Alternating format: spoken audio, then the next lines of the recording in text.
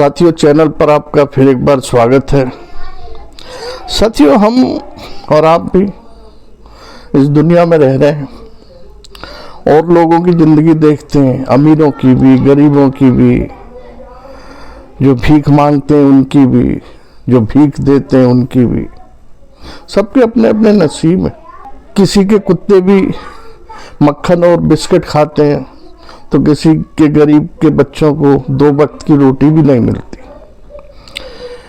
ये सब क्या है? इसको देखकर लगता है कि ये सब इतनी आसमान तक क्यों है। बात घूम फिर कर वहीं कर्म पर आ जाती है कि जैसा कर्म करेगा वैसा फल मिलेगा।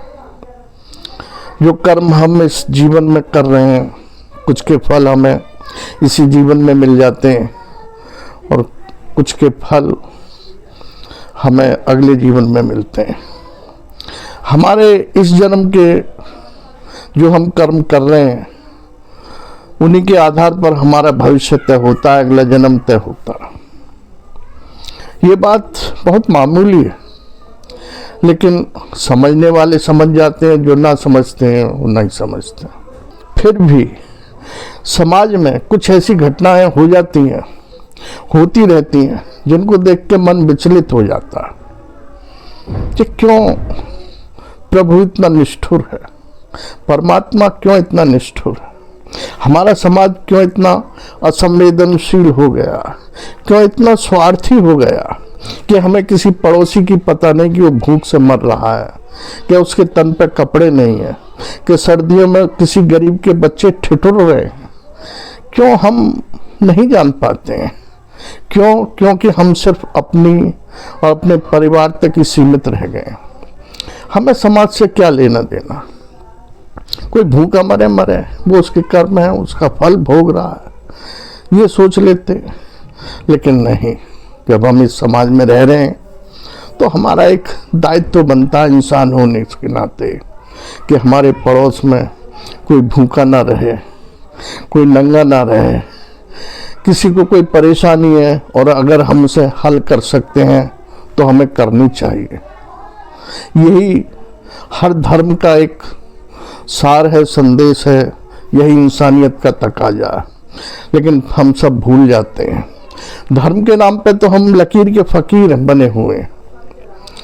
गंगा नहाने जाएंगे, कुंभ नहाने जाएंगे, हजारों लाखों रुपए खर्च करेंगे, भंडारा करेंगे, उसमें एक दिखावा आ जाता है, लोग देखें कि हम कितने धार्मिक हैं।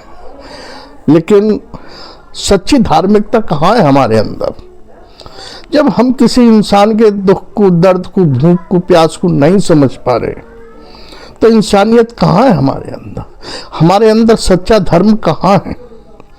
हम अपने घर में बुजुर्ग माँ बाप की सेवा छोड़कर आश्रमों में जा रहे हैं, बुजुर्ग माँ बाप की सेवा नहीं कर रहे हैं, लेकिन जो महामंडलेश्वर हैं उनकी सेवा कर रहे हैं। ये सब कहाँ भटक रहे हैं हम? कौन भटका रहा है हमको?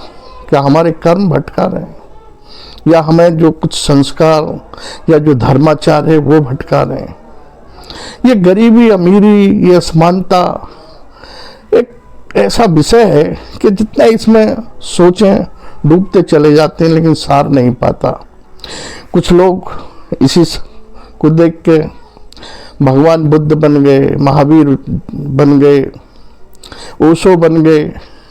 ये ऐसा समाज में जो असमानता है ये आखिर क्यों होती है, कब खत्म होगी? बात वहीं घूम फिर के आ जाती है कि सब हमारे कर्मों का फल है। साथियों, मैं यहाँ एक ऐसी घटना की जिक्र कर रहा हूँ आपसे कि गरीबी भगवान किसी को ना दे, इतनी तो दे कि वो 2 वक्त की रोटी तो खा ले। हमारे उत्तर प्रदेश में एक एटा जिला है, वहाँ का एक गांव है नंगला पवल। उसका मुखिया बबलू, 2 साल पहले उसकी कैंसर से मृत्यु हो गई।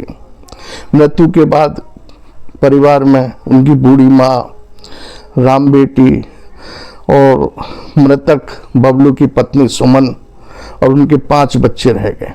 परिवार शुरू से ही गरीब था। पति के मर जाने पर, यानी बबलू के कैंसर के द्वारा मृत्यु हो जाने पर यह परिवार एक अनाथ सा हो गया। छोटे छोटे 5 बच्चे, जिनमें 4 लड़कियां, सुधा, छाया, मोहिनी, संतोषी और एक 12 साल का लड़का कन्हैया, ये 5 बच्चे। और जो पत्नी सुमन, जिसकी आयु 34 वर्ष है, अब नहीं है वो इस दुनिया में सुमन। और सुमन की सास राम बेटी नाम, वो बुजुर्ग महिला, किसी तरह पति के मरने पर यानी बबलू के मरने पर इस परिवार की गाड़ी खींच रही थी।